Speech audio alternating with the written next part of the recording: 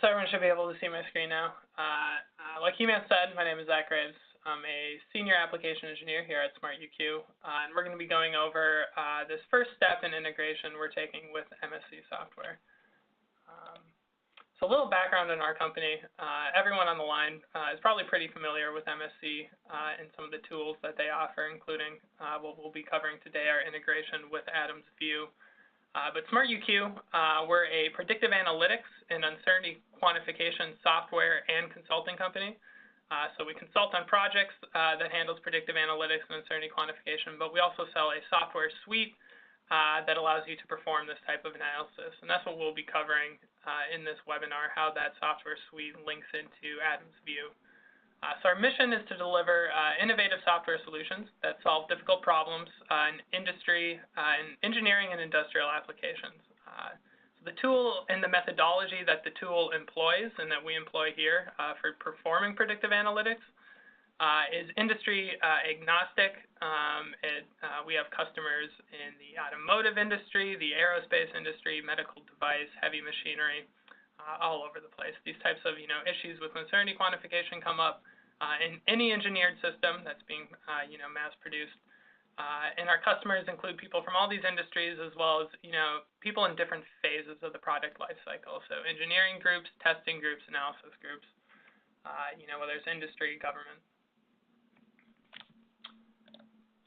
So the agenda we're going to be covering today. First, we're going to briefly overview predictive analytics and uncertainty quantification and define those terms for you in case you're unaware. Then we'll move into talking about the SmartUQ analytics workflow and some common applications for applying that workflow for developing these types of models. Then we're going to be talking about how we use SmartUQ in sync with MSC Adam's View. So how we can link up to MSC Adam's View and get the type of data we need out of Adam's View using their powerful dynamic software, multi-body dynamic software, so we can use that data to build up our statistical models and run our analytics. Then we'll be overviewing the case study, pretty simplistic case study. Like He-Man said, this is the first in a series of webinars. We're going to start simple and build out to more industry-grade examples. So this should be a pretty accessible case study. But at the same time, you should be able to see how this process can be applied to a more complex workflow. So after we do that, we'll demonstrate the SmartUQ software. So once we have this data from MSC Adam's View, what can we do with that data? We'll do that all inside the SmartUQ software. Then we'll draw some conclusions, wrap things up, and hopefully have about 10-15 minutes for questions here at the end. So what is predictive analytics? So the topic of predictive analytics, it encompasses a set of statistical tools used to analyze and extract information from data for the purpose of developing predictive models. So this is kind of the core technology that SmartUQ is centered around, taking in technical data, building up statistical models, and using those statistical models to make predictions. When you have a statistical model that runs very, very quickly, you can use that to run all sorts of analytics, which is, at the end of the day, what you want out of your engineering model. You want to be able to understand it completely. And that's what predictive analytics helps you do. When it comes to the actual analytics, it's in our name, uncertainty quantification, SmartUQ. And uncertainty quantification is one of the main types of analytics that we perform. The technical definition of uncertainty quantification is the formulation of a statistical model to characterize imperfect and/or unknown information in engineering, simulation, and physical testing for the purpose of making predictions as well as making decisions based off those analyses. So in this kind of simple example we have outlined in the upper right corner of your screen here, this kind of outlines how a manufacturing process might work, right? You start out and you design a part to meet a certain load criteria. You design it to have a specific strength. That's your targeted goal. And you can see that in the upper right corner. But as you go through the manufacturing and the systems integration process, you start to pick up uncertainties. So uncertainties in your material properties and the geometric dimensions caused by variation in the manufacturing process, in the way that system integrates and interacts with other subsystems and systems that you're building out, uncertainties being picked up from environmental factors, things like corrosion. So in the end of the day, you design your component to be the specific strength, but you end up picking up all these uncertainties. And when you go and build 10,000 of these or 100,000 of them, they're going to lie along some kind of distribution. So the purpose of uncertainty quantification is trying to quantify that distribution, so try to determine how likely are certain outcomes given all these unknowns in this complex system. And then using that information to improve your design as early in the design process as possible so that you can affect the decisions you make, mitigate your risk, and improve the quality of the design for your customers. So to compare a deterministic design to a probabilistic approach, a classic deterministic design might be the process of building up a design model, say in Adam's view. In this particular case, we're looking at loading and strength. So you might, have a certain loading condition that you expect your component to be under, and again, this is a very simple example, but you might design it to have a particular strength. And you might say, even if you're doing a deterministic design, you're still accounting for these uncertainties by throwing a safety factor on it. Your part's not going to come out the same way every single time. So you say, we'll exceed that load by a safety factor of 1.5. Maybe this is some standard your company always applies. And you might determine that this is an acceptable level of risk. But when you assess the uncertainties in both the loading condition and the strength of the particular part that you're manufacturing, you might actually find at the end of the day there's a 20% chance that your load exceeds your strength. And it's very unlikely that this would be an acceptable level of risk for you. So doing this type of uncertainty analysis, accounting for these uncertainties, will affect the decisions you make. Often with our customers, it can actually be the opposite situation of this, right? These distributions might be really far apart, and you might be way over designing your part in terms of its performance metrics, and that's going to lead to cost in both the manufacturing side and in the use of it if it's not being lightweighted properly or something of that nature.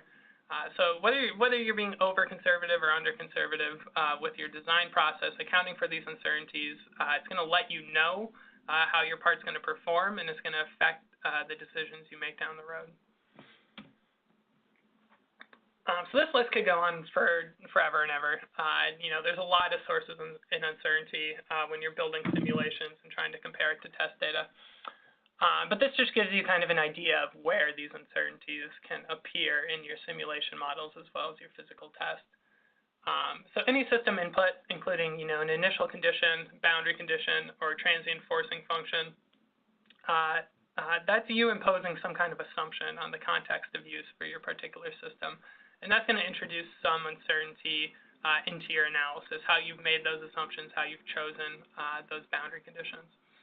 You have model form uncertainty and parameter uncertainty as well. So it's the inherent inaccuracy of your model, the inability of the physics of the model to perfectly capture everything that's happening in reality. At some point, you need to simplify the physics, and this is going to introduce some uncertainty in your system as well.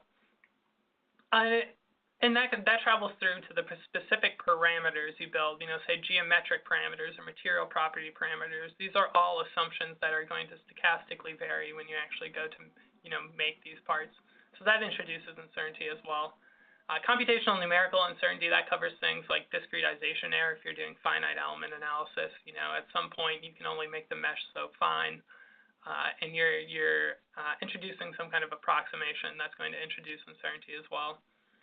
Then when it comes to physical testing, the list could go on. Experimental error, physical variation, measurement uncertainty being stacked up and propagated throughout the design, test setup, so from engineer to engineer, person to person, setting up these tests can introduce uncertainty. So whether you're doing simulations, physical tests, or a combination of the two, there's going to be a fair amount of uncertainty introduced into your system. So how does SmartUQ fit into this picture of, predictive analytics, uncertainty quantification? So the predictive analytics and UQ workflow typically employed by our customers is kind of outlined in this slide. And I'm going to go through this slowly because it's important to understand this workflow as we carry it out for this upcoming case study. So the first step in any UQ process is getting a sample of your design space. So once you build up your complex model, say in MSc Adam's view, there are certain parameters that are going to be driving the performance of that model. In the particular case we're going to look at today, those parameters are, geometric parameters, but they could be anything, different types of forcing functions, boundary conditions, what have you, that goes into driving the performance and affecting the variation in your MSC Adams view model. So when you have that system and you've defined the parameters that you think are going to be important for your performance. In this case, we'll be looking at how geometric parameters affect the toe angle in a wheel, but it could be any type of simulation. You're going to want to sample that design space, right? Because you have upper and lower bounds for a bunch of different design variables. You can't test all combinations of everything. It would just take too long. The combinations are infinite. So you need a sample of that design space, and that's where DOE comes into play, design of experiment. So we have a lot of methods that help you minimize the number of simulations you need to run to get a representative space-filling sample of this design space. So that's kind of the first step in this process, is determining what type of simulations you want to run. After that, you need to actually generate the data. So you need to, pull up your Adams View tool, and actually run these simulations and get the results for your performance metrics. We can't do that for you. We're a statistical company. We don't deal with, physics-based simulations. That's all on MSC. But once you acquire that data, so again, in our case, we're looking at variations in geometric parameters for a suspension system and how they will affect the toe angle. And I'll go into that more once we actually get to that section of the slideshow. Once you actually pull out that data, you can generate a statistical model. We call them emulators. They go by a lot of names, meta model, surrogate model, response surface model. But once you have that set of training data, you can build up your emulator. And your emulator acts as like a virtual mimic of your computational model. It'll give you predictions, just like your computational model, physics-based model gives you predictions, but it'll generate those predictions very fast because it's just a mathematical representation. It's a response surface, essentially. And once you have that emulator and you can validate that it's accurate compared to your physics-based computational model, your Adams View model, you can use that as the workhorse to drive your simulation. So that's going from step 3 through 4 to step 5. Because in the end of the day, it's the analytics that you actually care about, right? You want to explore your design space and try out new design configurations and see how that affects your performance metrics. You want to run sensitivity analysis and say, which input factors are affecting my performance metrics? Which, when I vary these input factors, which ones are the most important and which ones can I ignore? Which ones, what type of process variables do I not have to worry about in the manufacturing process? Uncertainty propagation, which is just, a fancy word for a reliability study. So after I've chosen a design, maybe using an optimization or robust design optimization, how reliable will that design be given my known variation in the manufacturing process? So that's the type of things you want. And these analytics are all very sampling intensive. They require you to sample your model over and over again. And that's why we build in emulators to handle that sampling. So to overview the process again, or at least the process we'll be talking about in this webinar, you start with phase 1. You build up your DOE. You sample your complex model. You generate a mimic of that model, a surrogate model, that we call an emulator. Once you can validate its accuracy, you can go ahead and run your analytics and get all the information out of your model and get the most information as possible out of your Adams View model. There's a secondary path. It's an inverse problem or backwards analysis. We won't really be covering that in this webinar. I'll mention it briefly, though. It's statistical calibration and Bayesian calibration. So when you build in physical data into your workflow so that you can tune specific model parameters in your simulation model to better match your physical data. And there's a lot of ways to go about doing that, but we will not be covering that in this webinar. We'll just be going along this top line here, 1 through 5. So what can you actually use this type of analysis for? Well, you can use it for a lot of things, and I already mentioned some of them on the previous slide. But in terms of like ROI, it's used for the acceleration of simulation efforts. So efficient exploration of your design space, you can try out new configurations and see the results instantaneously. And doing surrogate-based studies, so that's along the same lines. Uncertainty analysis, so sensitivity analysis, which input factors are affecting the performance metrics that I care about and which ones can I ignore. Uncertainty propagation, so reliability studies, robust design processes. Model calibration and validation, again, a little bit out of the scope of this webinar. Then on the right side of the screen, there's a lot of more advanced ways to apply predictive analytics. And again, that is a bit out of the context of the webinar, but I'll mention it briefly. Things like real system applications. So controllers, virtual sensors, running prognostics, diagnostics, predictive maintenance on, real parts. Digital twin, digital thread applications are really popular as well. But for the most part, we'll be staying on this left column here, accelerating our simulation efforts and running uncertainty analysis and getting as much information out of our computational model as we possibly can. So what's the return on investment of using an analytical tool and running these types of analytics that are offered in SmartUQ? Well, first off, it helps you save time. You can reduce the duration of your simulation and testing cycles by getting it right the first time, and prevent any unnecessary design iterations. You don't want to build a part, think it's going to perform one way, build a few prototypes, and have that fail on you and have to go back and redo your design. You want to get it right from the beginning. Doing this can decrease costs, and it'll also improve the quality and reduce risk later on in your design cycle. You can validate that your simulations agree with reality using these types of tools. You can maximize your reliability and durability by running this type of analysis. And you can also meet oversight requirements from regulatory agencies. We name a few here: FAA, FDA, the DoD. That have been implementing uncertainty quantification-based regulations over the past few years.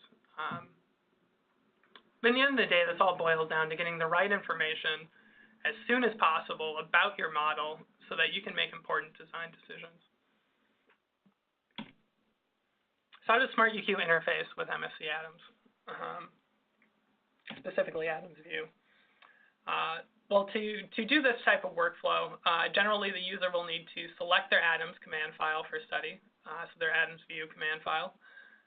SmartUQ will automatically query that file and pull out the candidate factors and design objectives. So the inputs and the possible outputs, right? The user then selects the factors and objectives that are important to them, so which input parameters do they care about and which outputs are they trying to study. So again, in our case, a few geometric parameters and a toe angle to study. And then they'll select the type of DOE they want to run. So SmartUQ automatically then builds that DOE, sends the information to Adams. Adams runs, this big batch of simulations, giving you the physics-based results for each design point. And then the user can take that information, which is passed back to SmartUQ, and build emulators and run the analytics in SmartUQ. So that's pretty much the whole process. We're not going to show this all explicitly, because just to run this whole design, it would take a little while. But the process is pretty straightforward.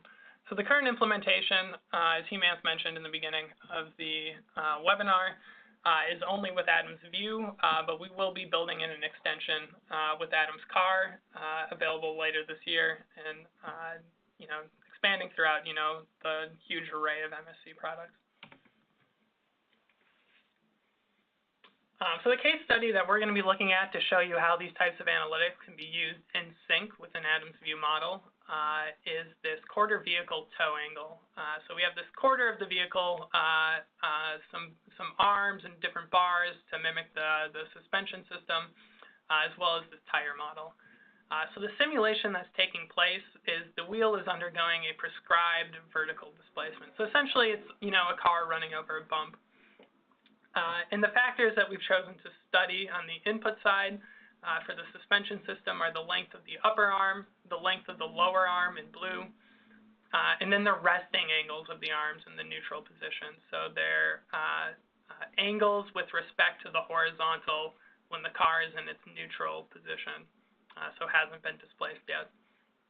And what we're trying to understand, the parameter that we care about for this particular simulation It's just the response in terms of the maximum toe angle. So we want to know how much that wheel is departing from the alignment from perfect forward orientation, because that will affect the stresses on the whole setup, and also affect the control for the user of this vehicle.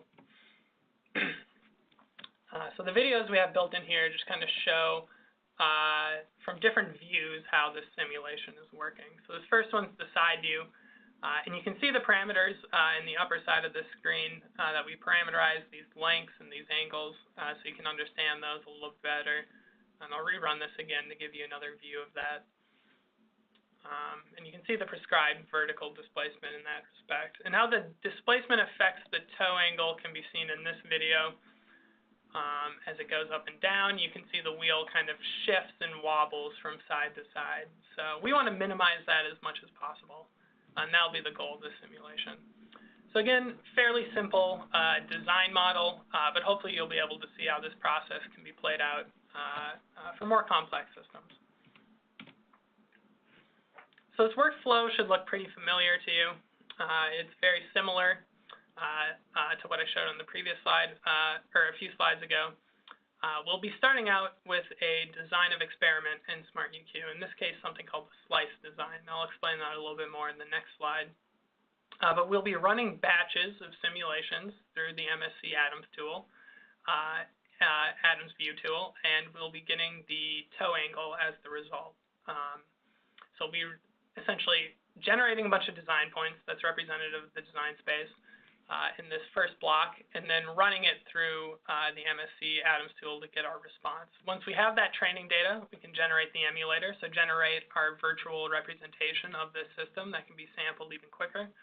And with that, we can perform our analytics. So in this case, we're first going to start off and do a sensitivity analysis of the model. So we're going to try to determine which of those 4 factors we're studying, which has the largest effect, which are really important to affecting the toe angle, and which parameters are maybe less important or can be ignored. After we do that, we'll be doing an optimization to select a design point, so a design configuration that gives us the best toe angle with respect to some constraints we're going to set. And once we have that, we can do a reliability study. So we found what we think is our best configuration, but given our knowledge about how this might vary in a manufacturing process, how reliable is this design going to be? And that's something that we're going to determine in this last phase. A good secondary thing that we're not going to be doing here live, but is something you should consider whenever you use a surrogate model or a response surface or anything like that to generate a design point, you should always verify the accuracy of that design point in your tool. So that would be feeding back into the physics-based tool, Atoms View, to verify the accuracy of that point. So brief note about the design of experiment here. We're going to be using a slice design, and the purpose for using a slice design is that we can build in batches of design points iteratively, so we don't, overrun our design points. We want to build up an accurate emulator, but we don't want to, waste computational power. This particular simulation only takes a few seconds to run, so it's not a big deal. We could run a big DOE through it if we really wanted to, but a lot of your guys' simulations on the line probably take a bit longer than that. So this iterative design process is really useful for gauging the accuracy of an emulator and moving on from there. So in this case, we're going to use batches of 25 design points. So 25 different design points sampled from these input ranges that you can see in the lower right hand of your screen, this table here, for the length and the angle of the upper arm and the length and the angle of the lower arm. And we'll be doing a total of 4 slices, so 100 design runs in total, and we'll be seeing how that affects the accuracy of the emulator as we build it. This last video just gives you an idea of how these batch runs kind of work. So in this case, we're not actually varying the entire DOE, all 4 of the parameters. We'll see if you watch the blue arm closely. Each time we restart this simulation, we're bumping up the angle on the blue arm. And you can see the results populating in the lower right-hand side of the screen here for the toe angle as it goes through this cycle. The peak happening pretty early in the cycle. We can see as we decrease the angle here, we get it closer to the horizontal, that the toe angle becomes smaller. But as we approach a very, very small angle or a zero angle, we'll actually see that if you pay close attention to this chart down here, we'll see that loop backwards, and the angle will actually get more extreme in certain areas. So we can expect a lower toe angle, or a lower angle with this lower arm for our optima toe angle. But again, it's going to be affected by how all these other design parameters change the response, and it's also not going to be the absolute lowest toe angle. Just something to keep in mind as we move forward. So with that, we can pop into the SmartUQ tool and actually do the demo. So this is the SmartUQ interface. The workspace I've already populated with all the files we'll need to complete the analyses, but I'll rerun some of them so you can see how quickly they build. But the first thing we have here is the optimal slice design. So this is the DOE that we ran through the Adams View tool.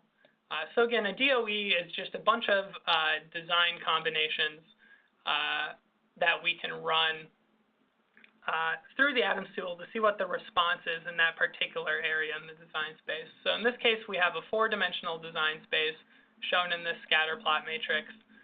And each slice refers to an independent batch of space-filling design points. So we want this design to be as space-filling as possible so that we can get results for the entire design space.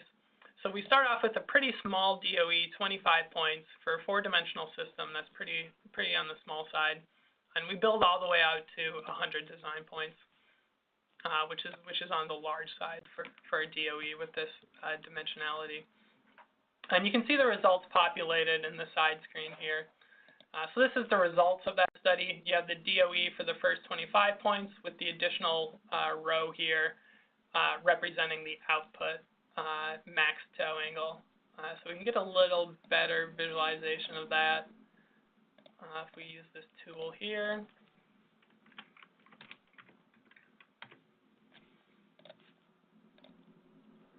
And we can notice some things right away just using this simple visualization tool, right? We can see the angle lower has a large effect on the max toe angle. There's a high correlation as angle lower increases or gets closer to its 0 value, so it's perfectly horizontal value. The toe angle tends to decrease. There's some stochastic variation caused by the other input parameters, of course, but that correlation is pretty clear. And we see a similar, although less dramatic, correlation with angle upper. And the lengths seem to be almost kind of randomly varied.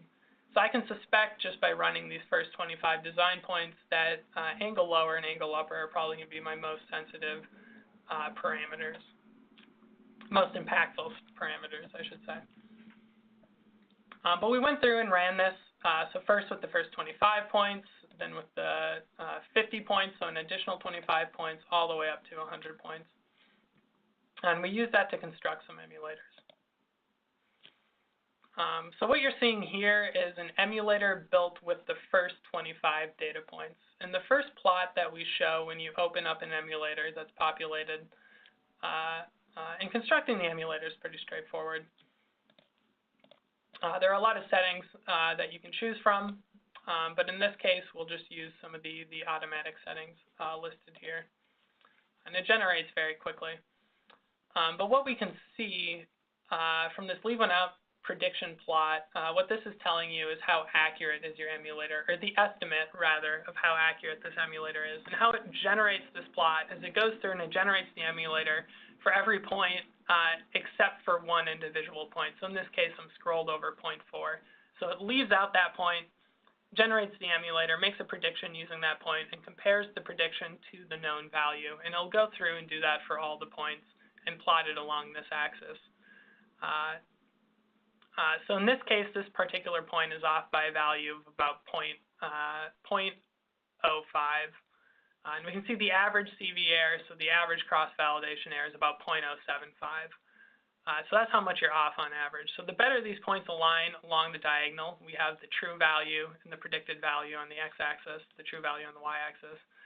The better these points align along the diagonal, the more accurate your emulator is. And this is standardized into a percent error with standardized CV error, so about 4% error on average. But we're seeing some really simplistic behavior. So if we go and take a look at the surface plot, we're seeing something we wouldn't expect given our demonstration, the video that we showed there. We know that there should be some non-linearity in this region of the design space, that there should be some kind of kickback up to a higher toe angle when these values become too extreme. And we're not seeing that in this particular emulator. And the reason for that is we only used 25 design points. So we actually undersampled the design, and now we're overfitting the emulator. So it's something you need to watch out for when you do this type of analysis. If we look at our design where we're not undersampling as much, we're using 50 design points instead of 25, we can see we start to pick up some error in this region, which is what we would expect, because this is a very nonlinear region of the design space. So while our overall percent error is very low, only 10%, it's highest in the region that we care about most, which is the region where the toe angle is the lowest.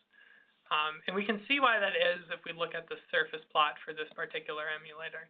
So now we've run it with a higher point density. We have more design points, essentially. And what we can see when we cross angle lower and angle upper, so that's angle lower on my x-axis, angle upper on my y-axis, with the max toe angle being the z-axis, we can see this nonlinearity appearing in this lower corner of the design space now, which is what we would expect. Essentially, the toe angle is getting worse when these values become too extreme, but the optima is somewhat in this valley over here. So if we go all the way up to the full DOE, so the full 100-point DOE with all 4 slices, we can see we now have a very accurate emulator, including in the area that we care the most about, where the toe angle is lowest. And if we look at that surface plot and we cross angle upper and angle lower against each other in the x and y axis, we can see a very dramatic spike, which is what we were expecting. If these values get too extreme, while the optima is kind of in that area of the design space, if these values get too extreme, the toe angle begins to increase again, which is useful information to know.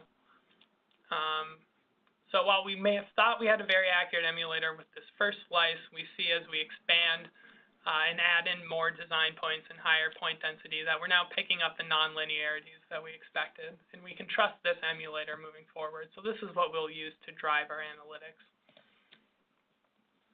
You can see this in the multi-view as well. This is a very useful plot that can give us a lot of good information about this design. So what we can pick up from this plot is, again, kind of what we expected initially, looking at that scatter plot, that angle upper and angle lower are clearly our 2 most impactful variables.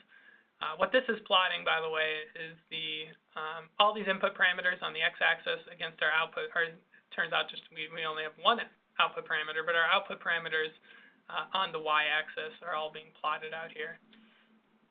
So we can see directly that angle lower and angle upper clearly have the largest impact on toe angle, while the lengths have some impact, but it's pretty moderate and pretty linear. We can see as we drag around the bar for this particular length, we're changing the scale of the other plots in the other windows, but we're not really changing the shape. It has a very linear, independent effect. We see much different behavior when we start looking at angle upper. We can see that as we begin to change the value of angle upper, which is what's happening as I drag this bar around, I'm actually changing the shape and the scale of the response for angle lower. So I can tell that these two, and the same thing happens when I move angle lower around. I'm changing the shape and the scale of the response, and that tells me that there's a strong interaction between these 2 terms, which is something I'll want to know for my design. These 2 are strongly interacting with each other. Bad combinations of these and good combinations of these can lead to, dramatic changes in my design. So from a reliability standpoint, this is something I want to know. But we can get a better clue of this if we go ahead and build a sensitivity analysis, which I've outlined here. I'm not going to explain all the different settings we have for sensitivity analysis. We just don't have the time for that. But basically what the sensitivity analysis is going to do is it's going to go through, it's going to sample in this design space, the design space that I sampled with and generated an emulator for. And it's going to determine how much each factor, each input factor, so each of these geometric factors affects my output parameter, so my max toe angle. That's the determination the sensitivity analysis is trying to make. So I have one built up here. This should look relatively the same. So I have two bars here. The first bar, the blue bar, measures the overall impact of that parameter individually on the output, whereas the orange bar measures both the individual contributions of that parameter on the output, as well as the total contribution due to all the interactions with the different inputs. So these two, angle upper, angle lower, just as we suspected, are clearly the two most impactful variables. While we're still getting pretty minor, but still important impacts from the two lengths down here. So this is telling us that 67%, so about 2/3 of the global variance, can be explained by the lower angle, about 25% from the upper angle, and then some small percentages from these two lengths. And that's for our output max toe angle. And then all that information is contained in the effect indices as well. So what this type of information tells me if I'm designing this part and I'm going through the manufacturing process, if I want to control variability on my toe angle, I want to spend more money and more time controlling these two process variables. This is where I should be spending the most money for the most precise, manufacturing processes.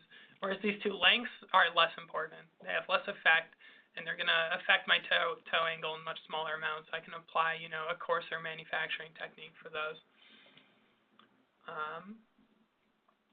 So something else we can do is an optimization. So we can get to that by going next steps in the emulator.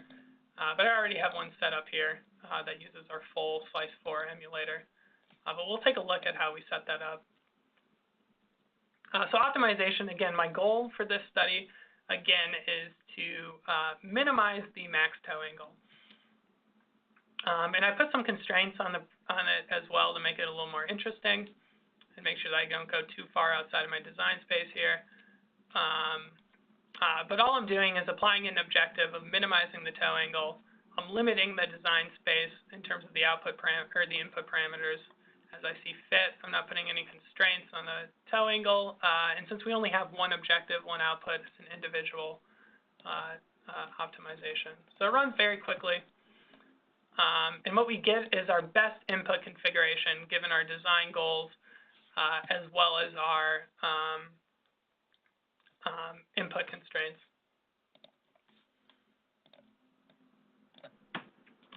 So I can take that design point and take a look at it where it lies in our design space. Oops.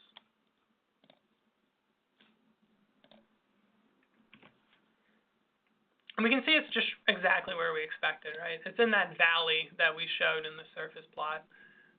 We set some constraints that limited the length as well as the angles, but we still end up in that same kind of valley that we would suspect in the design space for the optimization. But now we want to assess how reliable is this design. So we've optimized to some point, but given some understanding of manufacturing variation, how reliable is this design going to be? So for that, we can run an uncertainty propagation.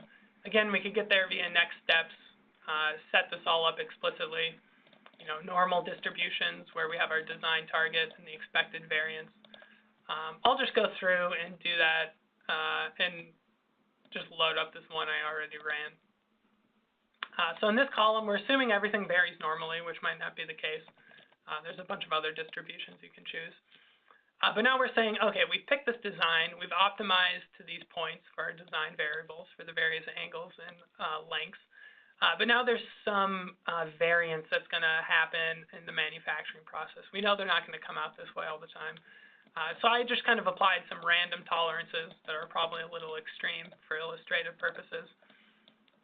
But we can say, pretend these are, the manufacturing tolerances for this particular suspension system in this design configuration that we have. What this is going to do is it's going to go through and it's going to draw 100,000 random samples from these distributions that I've set up. It's going to run that through our statistical model. So it's going to make 100,000 simulation predictions, which even for a model like this that runs in about 10 seconds, that would still take a while to run through your physics-based tool. If you have a simulation that takes, hours or even like a day to run, it's computationally impossible to run something of this size. But you'll see it runs through our emulator in just seconds. And the results of that can be seen here. We'll up the bin size a little bit to make it more interesting. So in this case, we designed to this value of 2.7, but we can see sometimes we're actually exceeding that optima. But for the most part, due to variation, random variation in the design, we're actually exceeding that optima. So we're not always going to get the optimal result given these manufacturing tolerances. If we had a limit, say, regulatory requirements that required that the toe angle for this particular test not exceed 5 degrees, we could type that in and see that, well, we're meeting that regulatory requirement 99.78% of the time. If that's not good enough, you might have to go back and tighten up your tolerances. You may be using the sensitivity analysis to tell you which tolerances would be the most impactful. But if that is good enough, you can move forward with this design confidently. And on the other hand, if the regulatory requirement was something like 7 degrees, you could say, well, I'm meeting that 99.999% of the time. I can probably loosen up my tolerances and save some money, maybe cut down some weight in the design process. So that's what this type of reliability analysis can tell you. So with that, I'm going to jump back into the slides and conclude things from here on out. Give me a second to set that up. So what we did in this process, in this case study, is we parameterized the design in MSC Adams View. We used their parameterization tools to build this design and parameterize it. And then we ran a design of experiment that we generated in SmartUQ using our integrated capabilities to batch run these simulations and generate a bunch of data. We then use that data that we generated to build up an emulator.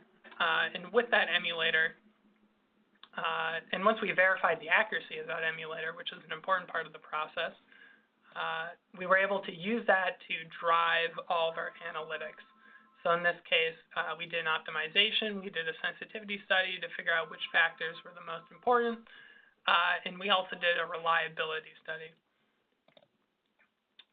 So predictive analytics, uncertainty quantification, these tools can help you get a lot more information out of your simulations, and this type of information can directly impact the decisions you make in your product development cycle, both kind of early design phase and in the manufacturing and product deployment process.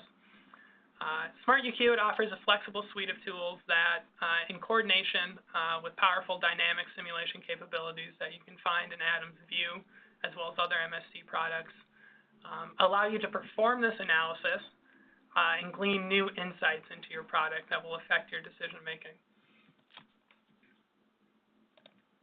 So if you want some more information on these types of tools, again, Hemath mentioned we have another webinar coming up with a more industry-grade example down the road here where we'll be looking at Adams View. We'll also be expanding to Adams Car, and I'm sure we'll have more information to get out to you about that. We also have some white papers on these types of analytical processes on our website. Go there, download some white papers. You can read up on some of these different statistical processes in a little more detail than I was able to cover here. We also have some upcoming webinars that cover similar topics to this and latest release updates, things like that from SmartUQ. And we have a range of on-demand webinars too that have a lot of information that cover a far broader range of topics than what I was able to cover today. So I encourage you to download those if you have the time and the interest.